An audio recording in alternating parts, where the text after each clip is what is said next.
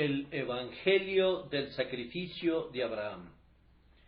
El que no eximió ni a su propio Hijo, sino que lo entregó por todos nosotros. Romanos 8:32. Hemos seleccionado este versículo como nuestro tema, pero nuestro verdadero texto lo encontrarán en el capítulo 22 del Génesis, que es la narración que leímos esta mañana en su totalidad y de la que hablamos en detalle en nuestro comentario. Pensé que era conveniente concentrarme en un solo punto esta mañana, sobre la base de que una sola cosa a la vez es mejor, y por consiguiente me esforcé en dirigir la contemplación de ustedes al ejemplo sin par de obediencia santa y llena de fe que el Padre de los fieles nos presentó cuando ofreció a su Hijo. Pero sería una forma muy injusta de manejar la Santa Escritura si dejáramos un tema como este, tan lleno de Cristo, sin considerar el carácter de tipo que tiene toda la narración. Si en algún lugar del Antiguo Testamento se simboliza al Mesías, ciertamente debe verse sobre el monte Moría, donde el amado Isaac, atado voluntariamente y colocado sobre el altar, es el símbolo vivo del amado del cielo, dando su vida como rescate. No dudamos que un gran objetivo de toda esta transacción fue el proporcionarle a Abraham una visión más clara del día de Cristo. La prueba era realmente un grandioso privilegio encubierto, revelar al patriarca, como en efecto así fue, el corazón del grandioso Padre en su gran acto de amor a los hombres, desplegando al mismo tiempo la obediencia voluntaria del grandioso Hijo, quien gozosamente se convirtió en un holocausto para Dios. El Evangelio de Moría, que no es sino otro nombre del Calvario, fue mucho más claro que la revelación hecha en la puerta del paraíso, o la revelación hecha a Noé en el arca, o al mismo Abraham en cualquier ocasión anterior. Oremos para compartir el privilegio del renombrado amigo de Dios a medida que estudiemos la redención bajo la luz que hizo feliz a Abraham. Sin detenernos en un largo prefacio por el que no tenemos ni tiempo ni inclinación, primero trazaremos un paralelo entre la ofrenda de Cristo y la ofrenda de Isaac. En segundo lugar, mostraremos cómo el sacrificio de Cristo va muchísimo más allá de este tipo tan edificante. Oh bendito Espíritu de Dios, toma de las cosas de Cristo en esta hora y muéstralas a cada uno de nosotros. Primero, el paralelo. Ustedes conocen el relato que nos ocupa. No necesitamos repetirlo, excepto conforme lo vayamos incorporando a nuestra meditación. De la misma manera que Abraham ofreció a Isaac, y así se podría decir de él que no eximió ni a su propio hijo, así el siempre bendito Dios ofreció a su Hijo Jesucristo y no lo eximió. Hay una similitud en la persona ofrecida. Isaac era hijo de Abraham y en un sentido enfático su único hijo. De allí la angustia de destinarlo al sacrificio. Hay un profundo significado en la palabra único cuando se aplica a un niño. Para el corazón de un padre, su único hijo es tan querido como su propia vida.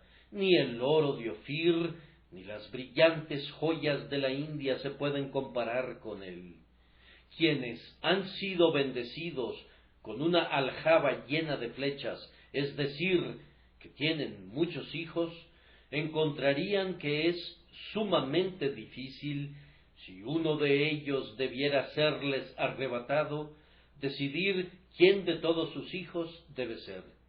1000 angustias partirían sus corazones al elegir a uno de los 7 o de los 10, a quien sobre su frente pálida y fría como la arcilla tendrían que imprimir un último beso lleno de ternura. Pero ¿cuál no sería el dolor de ustedes si tan solo tuvieran un hijo? ¡Qué agonía el ver arrancada de ustedes a la única prenda de su mutuo amor, a su único descendiente! Cruel es el viento que levanta de raíz al único heredero del antiguo árbol. Ruda es la mano que corta a la única flor del rosal. Despiadado destructor, privarte a ti de tu único heredero, la piedra angular de tu amor, el pilar pulido de tu esperanza. Juzguen ustedes, pues, la tristeza que atravesó el corazón de Abraham cuando Dios le ordenó que tomara a su hijo, su único hijo, y lo ofreciera como un holocausto. Pero no tengo lenguaje con el que pueda hablar del corazón de Dios cuando Él renunció a su Hijo unigénito.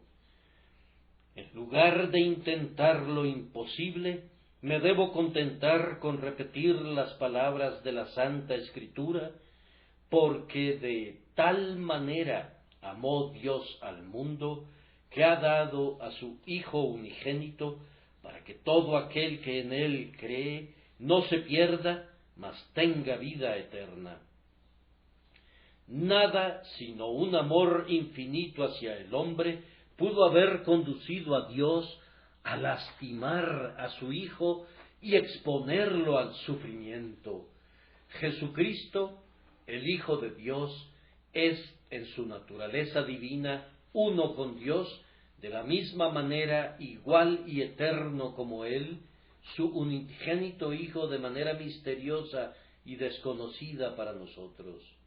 Como el Hijo divino, el Padre nos lo dio. Un Hijo nos es dado, y se llamará su nombre Dios fuerte. De acuerdo con el saludo del ángel a la Virgen, nuestro Señor, como hombre, es el Hijo del Altísimo. El Espíritu Santo vendrá sobre ti, y el poder del Altísimo te cubrirá con su sombra, por lo cual también el santo ser que nacerá será llamado Hijo de Dios. En su naturaleza humana, Jesús no fue eximido, sino que tuvo que sufrir, sangrar y morir por nosotros. Dios y hombre en una persona, siendo las dos naturalezas maravillosamente combinadas, Él no fue eximido, sino que fue entregado por todos sus elegidos. Aquí hay amor, contémplenlo y admírenlo, considérenlo y maravíllense. El Hijo amado es hecho un sacrificio. Él, el unigénito, es herido por Dios y afligido, y exclama: Dios mío, ¿por qué me has desamparado? Recuerden que, en el caso de Abraham, Isaac era el hijo de su corazón. No necesito extenderme en eso. Se pueden imaginar fácilmente cómo lo amaba Abraham. Pero en el caso de nuestro Señor, ¿qué mente puede concebir cuán cercano y querido era nuestro Redentor para el Padre? Recuerden esas maravillosas palabras de la sabiduría encarnada: con Él estaba yo como un artífice maestro. Yo era su delicia todos los días y me regocijaba en su presencia en todo tiempo. Nuestro glorioso Salvador era en mayor grado el Hijo del amor de Dios que Isaac era el bien amado de Abraham. La eternidad y lo infinito entraron en el amor que existía entre el Padre y el Hijo. Cristo, en su naturaleza humana, era incomparablemente puro y santo, y en él habitaba corporalmente la plenitud de la divinidad. Por eso él era en gran manera agradable al Padre, y ese deleite era públicamente atestiguado en declaraciones que se podían oír: «Este es mi Hijo amado, en quien tengo complacencia». Sin embargo, no lo eximió, sino que lo hizo el sustituto de nosotros pecadores, lo hizo como una maldición por nosotros, colgado en un madero. ¿Tienen un hijo favorito? ¿Tienen a alguien que anida en su pecho? ¿Tienen a uno más querido que todos los demás? Entonces, si fueran llamados a separarse de él, ustedes serían capaces de estar en comunión con el grandioso Padre al entregar a su Hijo. Recuerden también que Isaac era un hijo sumiso y obediente en grado sumo. Tenemos prueba de ello en el hecho de que estaba anuente a ser sacrificado, pues siendo un joven vigoroso, podría haber resistido a su anciano padre, pero voluntariamente se sometió para ser atado y aceptó ser colocado en el altar. ¡Cuán pocos hijos hay así! ¿Cómo pudo entregarlo Abraham? ¿Pocos hijos así, dije? No puedo aplicar ese término a Cristo, el Hijo de Dios, porque nunca hubo otro como él. Si hablo de su humanidad, ¿quién obedeció alguna vez a su Padre como Cristo obedeció a su Dios? Aunque era hijo, aprendió la obediencia.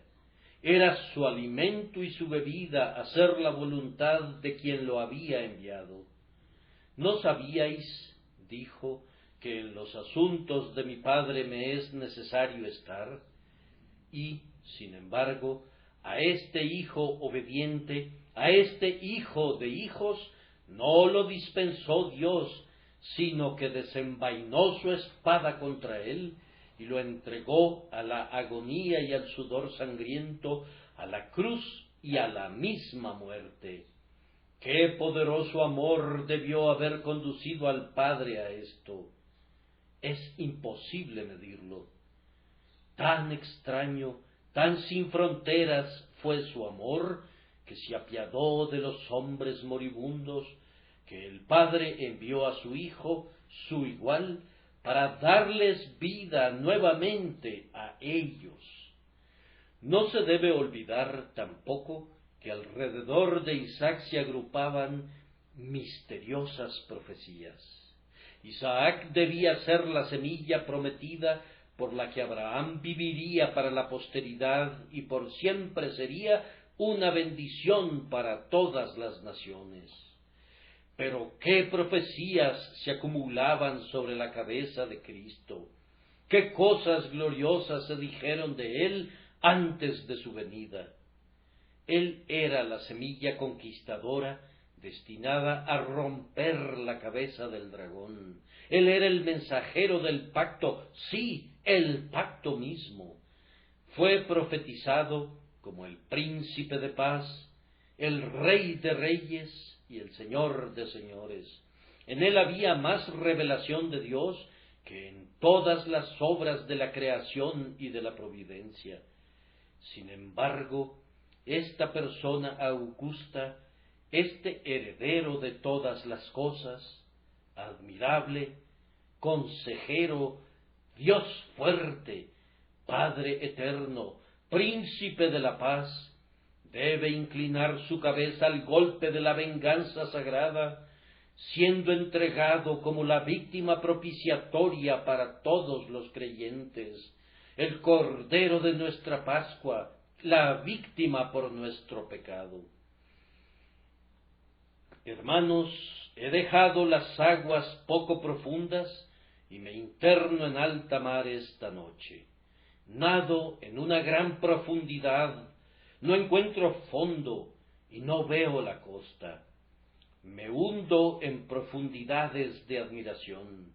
Mi alma más bien quisiera meditar que intentar expresarse por medio de palabras. En verdad, el tema del don inexpresable de Dios, si lo quisiéramos comprender en su anchura y en su longitud, es más bien para considerarse a puerta cerrada que para el púlpito, más bien para ser meditado cuando se reflexiona a solas a la puesta del sol, que para ser comentado en la gran asamblea. Aunque hablemos con las lenguas de los hombres y de los ángeles, no podemos alcanzar la altura de este gran argumento. Dios nos dio a uno que es de tal naturaleza que el mundo no pudo encontrar a su igual, ni el cielo revelar a alguien parecido. Nos dio un tesoro tan inapreciable que si el cielo y la tierra fueran pesados como el oro fino del joyero, no podrían comprar algo igual.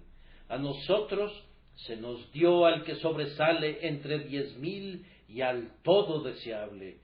Por nosotros fue puesta en el polvo la cabeza del oro más fino, y los cabellos ondulados de un negro brillante fueron manchados con sangre coagulada. Por nosotros aquellos ojos, que son suaves como los ojos de las palomas, se enrojecieron por el llanto y fueron lavados con lágrimas en vez de leche. Por nosotros esas mejillas que eran como almácigos de especias aromáticas, fueron escupidas y manchadas, y su rostro como el del monte Líbano, excelente como los cedros, desfigurado más que los hijos de los hombres. Y todo esto fue por el designio y ordenamiento del Padre, de acuerdo al eterno propósito escrito en el volumen del libro. El paralelo es muy claro en el prefacio del sacrificio. Vamos a explicarlo en pocas palabras. Abraham tuvo 3 días para pensar y considerar la muerte de su hijo, 3 días para ver ese rostro amado y para anticipar la hora en la que tendría la palidez de hielo de la muerte. Pero el Padre Eterno sabía de antemano y había ordenado el sacrificio de su unigénito Hijo, no 3 días, ni 3 años, ni 3,000 años, sino que antes que fuera la tierra, fue Jesús para su Padre el Cordero inmolado desde la fundación del mundo. Mucho antes de su nacimiento en Belén, se había dicho anticipadamente: todos nosotros nos descarriamos como ovejas, cada cual se apartó por su camino, pero Jehová cargó en él el pecado de todos nosotros. Fue un decreto eterno que del arduo sacrificio del Redentor se levantara una semilla que debía servirle, siendo comprada por su sangre. ¡Cuánta perseverancia de amor desinteresado hubo aquí! Hermanos, permítanme que me detenga y adore, porque no puedo seguir predicando.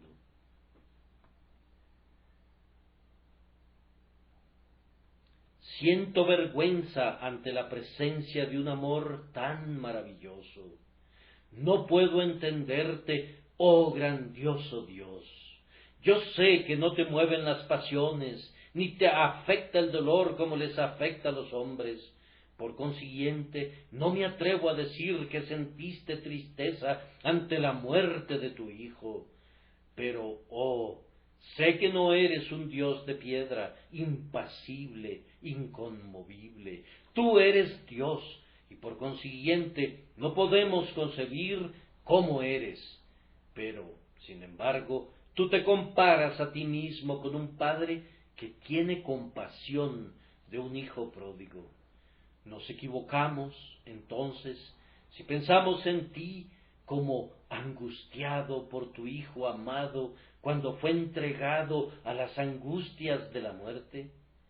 Perdóname mi transgresión al imaginar así tu corazón de amor, pero seguramente fue un costoso sacrificio el que hiciste, costoso aún para ti. No hablaré de ti acerca de este tema, oh mi Dios, porque no puedo, pero voy a pensar reverentemente en ti y me maravillaré de cómo pudiste mirar tan consistentemente a través de las largas edades y determinar tan resueltamente el poderoso sacrificio, la generosidad sin medida de someter a tu Hijo querido a una muerte atroz por nosotros. Recuerden que Abraham preparó con sagrada previsión todo lo necesario para el sacrificio. Como les mostré esta mañana, se convirtió en un gabaonita para Dios, actuando como un leñador y preparando el combustible para quemar a su Hijo. Preparó el altar y llevó el fuego, preparando todo lo necesario para el doloroso servicio. Pero ¿qué diré del grandioso Dios, quien, a través de las edades, estuvo preparando constantemente a este mundo para el más grandioso acontecimiento de su historia, la muerte del Dios encarnado? Toda la historia se centró en este punto. Me atrevo a decir que todo acontecimiento, grande o pequeño, que alguna vez alteró a Asiria, o sacudió a Caldea, o turbó a Egipto, o castigó a Judea, tuvo como su último fin la preparación del mundo para el nacimiento y el sacrificio de Cristo. La cruz es el centro de toda la historia. Hacia ese centro, desde las edades antiguas, apunta todo. Desde ese centro, todo procede hasta nuestros días. Y hacia atrás de ese centro, todo puede ser trazado. Cuán profundo es este tema, y sin embargo, cuán verdadero. Dios estuvo preparando siempre la entrega del Hijo amado para la salvación de los hijos de los hombres. No nos demoraremos, sin embargo, en el prefacio del sacrificio, sino que avanzaremos en humilde adoración para contemplar el acto mismo. Cuando Abraham llegó por fin al monte Moría, pidió a sus siervos que permanecieran al pie de la colina. Ahora recojan sus pensamientos y vengan conmigo al Calvario, al verdadero Moría. Al pie de esa colina Dios les ordenó a todos los hombres que se detuvieran. Los 12 apóstoles han estado con Cristo en el viaje de su vida, pero no deben estar con Él en las angustias de su muerte. 11 van con Él a Getsemaní. Solo 3 se pueden acercar a Él en su pasión. Pero cuando llega la culminación de todo, lo abandonan y huyen. Él lucha solo la batalla. He pisado el lagar yo solo, dijo él, de los pueblos nadie estuvo conmigo. Aunque alrededor del Calvario se reunió una gran multitud para ver morir al Redentor, sin embargo, espiritualmente Jesús estaba allí solo con el Dios vengador. La maravillosa transacción del Calvario en cuanto a su esencia real y a su espíritu se completó en solemne secreto entre el Padre y el Hijo. Abraham e Isaac estaban solos. El Padre y el Hijo estuvieron igualmente solos cuando su alma fue hecha sacrificio por el pecado. Observen también que Isaac cargó la madera, una imagen fiel de Cristo cargando su cruz. No era común que cada malhechor tuviera que cargar la cruz, que después lo cargaría a él, Pero en el caso de nuestro Señor, y por un exceso de crueldad, unos hombres malvados le hicieron cargar su cruz. Con una maravillosa exactitud de tipo profético, Dios ordenó que, así como Isaac llevó la madera hasta el altar, así Cristo debió cargar su cruz hasta el lugar de condenación. Un punto digno de atención es que se dice, como lo encontrarán si leen el capítulo de Abraham e Isaac, que se fueron los dos juntos, el que iba a herir con el cuchillo y el que iba a ser la víctima, caminaron y su conversación era de paz hacia el altar. Se fueron los dos juntos, estando de acuerdo en su corazón. Para mí es delicioso reflexionar que Jesucristo y su Padre caminaron juntos en el trabajo de amor redentor. En esa grandiosa obra por la que somos salvos, el Padre nos dio a Cristo, pero Cristo igualmente se nos dio a sí mismo. El Padre fue a la venganza vestido con la túnica de amor al hombre, y el Hijo fue para ser la víctima de esa venganza con el mismo amor en su corazón. Prosiguieron juntos Abraham e Isaac, y al fin Isaac fue atado por su padre. Así fue atado también Cristo, y él dice: no tendríais ninguna autoridad contra mí si no te fuera dada de mi Padre. Cristo no hubiera podido ser atado por Judas, ni por Pilatos, ni por Herodes, si el Padre Eterno no lo hubiera atado virtualmente y entregado en las manos del verdugo. Alma mía, ponte de pie y asómbrate. El Padre ata a su Hijo. Es Dios tu Padre quien ata a tu hermano mayor y lo entrega a hombres crueles para ser ultrajado, escupido y clavado en el madero para morir. El paralelo va todavía más lejos, porque cuando el Padre ata a la víctima quiere ser atada. Como ya lo mencionamos, Isaac podría haberse resistido, pero no lo hizo.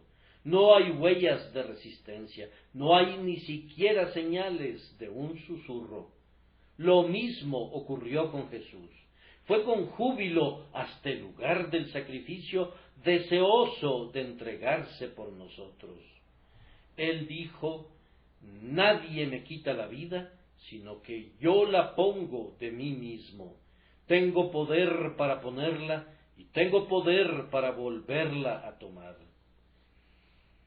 Vean cómo se mantiene el paralelo, y al mirar al Padre terrenal con angustia en su rostro, a punto de clavar el cuchillo en el corazón de su querido Hijo, tienen frente a ustedes, tan aproximadamente como las imágenes terrenales pueden describir las cosas celestiales, el reflejo del Padre Divino en el momento de entregar al Hijo amado, al justo por el injusto, para que nos pueda traer a Dios.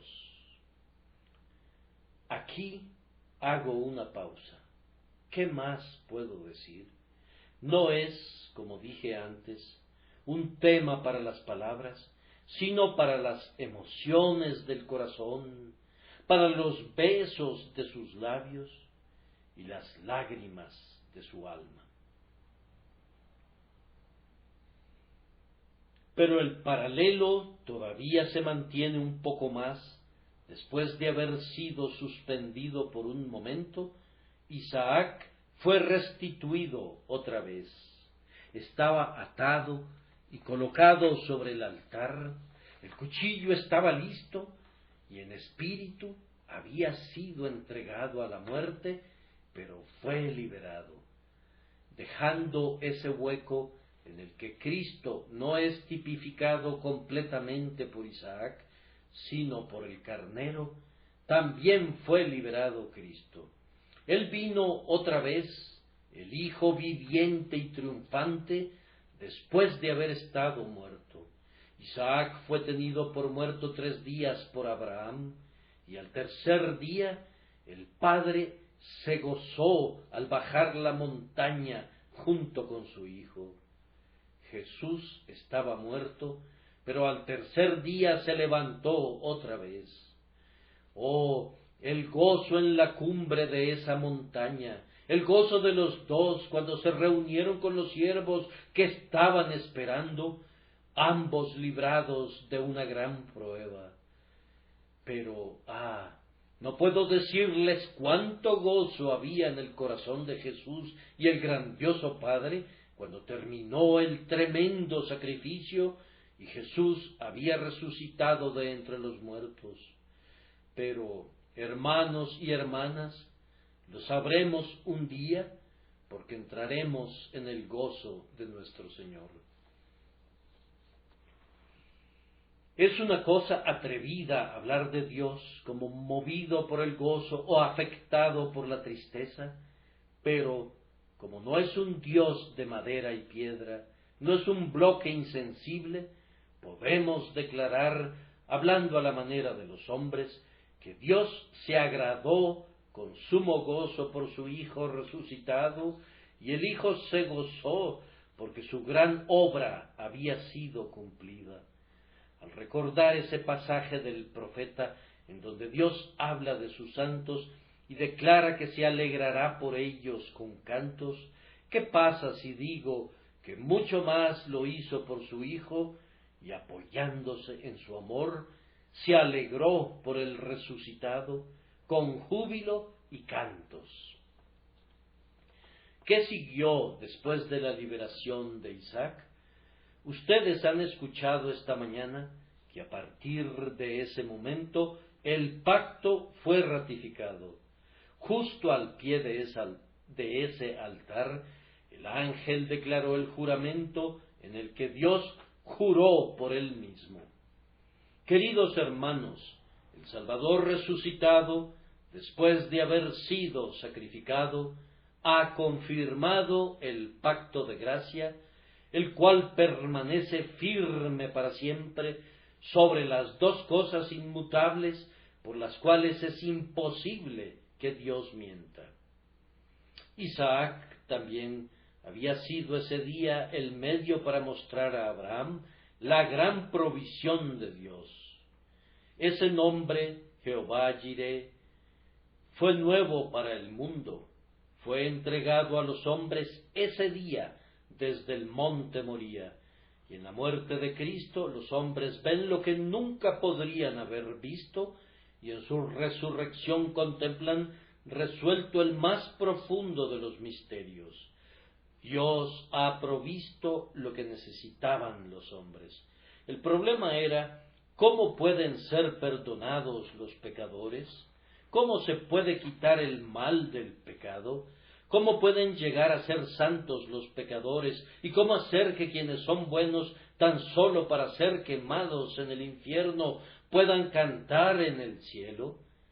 La respuesta está más allá, donde Dios entrega a su unigénito para que se desangre y muera en lugar de los pecadores, y luego llama a ese unigénito para que se levante en gloria de la tumba.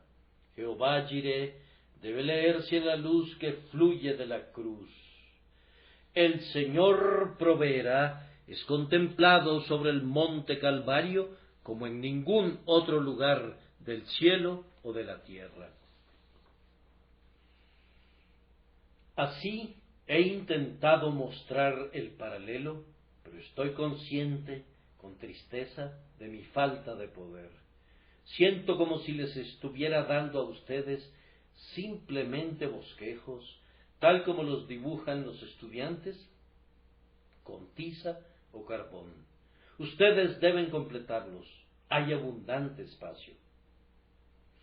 Abraham e Isaac, el Padre y Cristo, en proporción a la ternura y amor con que puedan entrar en la maravilla del sacrificio de Abraham, así pienso que por la amorosa y afectuosa enseñanza del Espíritu Santo, ustedes pueden entrar en la trascendental maravilla del sacrificio de Cristo a favor de los hombres.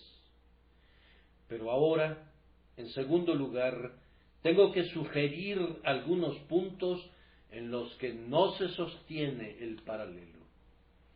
Lo primero es esto: Isaac iba a morir de todas maneras en el curso natural de su vida. Cuando fue ofrecido por su padre, fue solamente un poco en anticipación de la muerte que con el tiempo debía ocurrir. Pero Jesús es el único que tiene inmortalidad y quien no necesitaba morir nunca. Ni como Dios ni como hombre había algo en él que lo sujetara a los lazos de la muerte. Para él, el Hades era un lugar en el que no necesitaba entrar nunca, y el sepulcro y la tumba estaban firmemente cerrados para él, porque no habían semillas de corrupción en su sagrado ser. Sin la mancha del pecado original, no había necesidad que su cuerpo se rindiera al golpe mortal. Ciertamente, aunque murió su cuerpo, no vio corrupción. Dios lo había protegido de ella. Así pues, Isaac debe morir, pero Jesús no tiene necesidad de ello. Su muerte fue puramente voluntaria y en esto es única y no puede ser comparada con las muertes de los otros hombres. Más aún, hubo una orden sobre Abraham para que diera a Isaac. Admito la alegría de su ofrenda, pero la más elevada ley a la que estaba sujeta su naturaleza espiritual sometía al creyente Abraham a hacer lo que Dios le mandaba. Pero ninguna presión se puede ejercer en el Altísimo. Si entregó a su Hijo, fue en medio de la más grande libertad. ¿Quién merecería que Cristo muriera por él? Aunque hubiéramos sido la perfección misma y sin pecado como los ángeles, no hubiéramos podido merecer un don como este. Pero, mis hermanos y hermanas, estábamos llenos de maldad, odiábamos a Dios, continuábamos las transgresiones contra Él, y sin embargo, por puro amor a nosotros, realizó este milagro de gracia, dio a su Hijo para que muriera por nosotros. Oh, amor sin ninguna obligación, espontáneo, una fuente que brota de lo profundo de la naturaleza divina, amor no solicitado y no merecido. ¿Qué debo decir de ello? Oh Dios, sé bendito por siempre. Aun los himnos del cielo no pueden expresar las obligaciones de nuestra raza culpable hacia tu libre amor en el don de tu Hijo. Más aún, recuerden que Isaac no murió después de todo, pero Jesús sí. Los cuadros fueron casi tan exactos como podrían ser, porque el carnero fue atrapado en el matorral y el animal fue sacrificado en lugar del hombre. En el caso de nuestro Señor, Él fue el sustituto por nosotros, pero no hubo sustituto para Él. Tomó nuestros pecados y los llevó en su propio cuerpo sobre el madero. Él fue quien sufrió personalmente, no nos redimió por medio de un intermediario, sino que Él mismo sufrió por nosotros, en propia persona entregó su vida por nosotros. Y aquí viene otro punto de diferencia, a saber que Isaac, aunque hubiera muerto, no hubiera podido morir por nosotros. Hubiera podido morir por nosotros como un ejemplo de cómo debiéramos renunciar a la vida, pero eso hubiera sido una pequeña bendición. No hubiera sido una mayor bendición que la que ofrece el Evangelio de los unitarios, que presenta a Cristo como muriendo como ejemplo para nosotros. Oh, pero amados míos, la muerte de Cristo permanece completamente sola y aparte, porque es una muerte enteramente por otros y soportada sola y exclusivamente por el amor desinteresado hacia los caídos. No hay ningún dolor que desgarre el corazón del Salvador que se hubiera necesitado si no fuera por el amor a nosotros, ni una gota de sangre que goteó de su cabeza coronada con espinas, o de aquellas manos atravesadas que necesitara ser derramada, si no fuera por afecto a quienes no lo merecen, como somos nosotros. Y vean lo que ha hecho por nosotros. Ha obtenido nuestro perdón. Los que hemos creído en Él somos perdonados. Él ha obtenido nuestra adopción. Somos hijos de Dios en Jesucristo. Él ha cerrado las puertas del infierno para nosotros. No podemos perecer, ni nadie nos puede arrebatar de sus manos. Ha abierto las puertas del cielo para nosotros. Estaremos con Él en donde Él está. Nuestros propios cuerpos sentirán el poder de su muerte, porque se levantarán otra vez al sonido de la trompeta en el último día. Él fue entregado por nosotros, su pueblo, por todos nosotros. Él soportó todo por su pueblo, por todos los que confían en Él, por cada hijo de Adán que se arroja sobre Él, para cada hijo e hija del hombre que confíe solamente en Él para su salvación.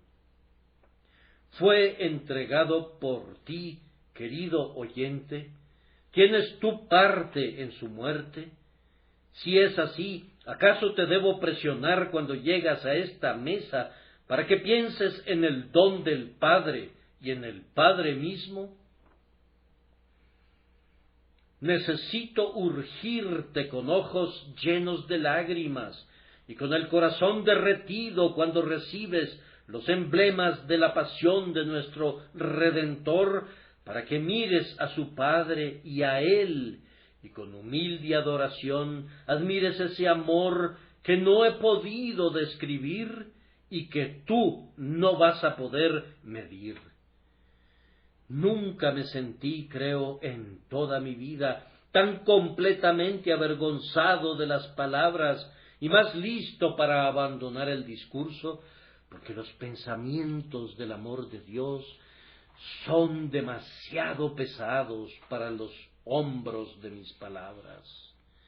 Son una carga en todas mis frases y las aplastan. Aún el pensamiento mismo no puede soportar esa tremenda carga. Aquí hay un abismo, un profundo abismo, y nuestra barca no sabe cómo navegar sobre él. Aquí el abismo llama al abismo, y nuestra mente es tragada en la amplitud e inmensidad de las olas de amor que se levantan alrededor de nosotros.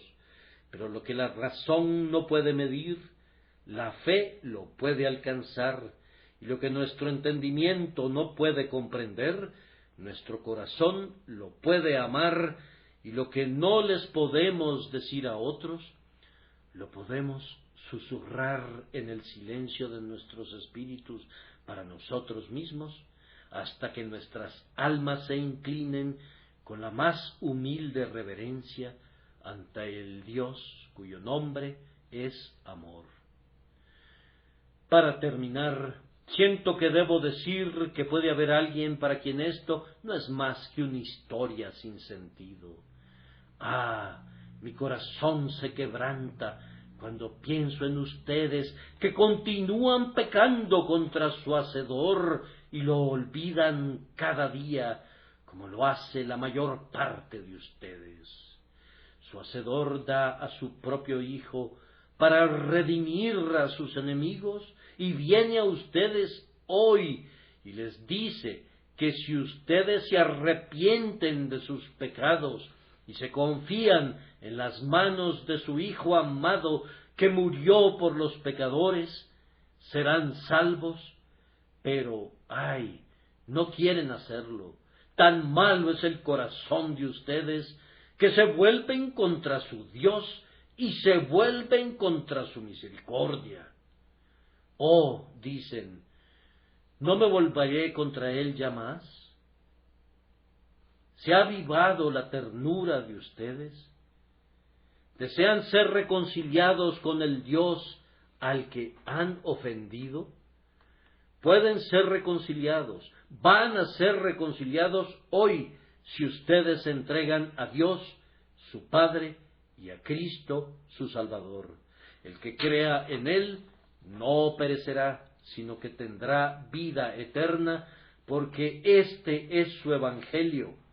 El que cree y es bautizado será salvo, pero el que no cree será condenado. Espero que nunca conozcan lo que es esa condena, sino más bien que su gracia les pertenezca. Amén.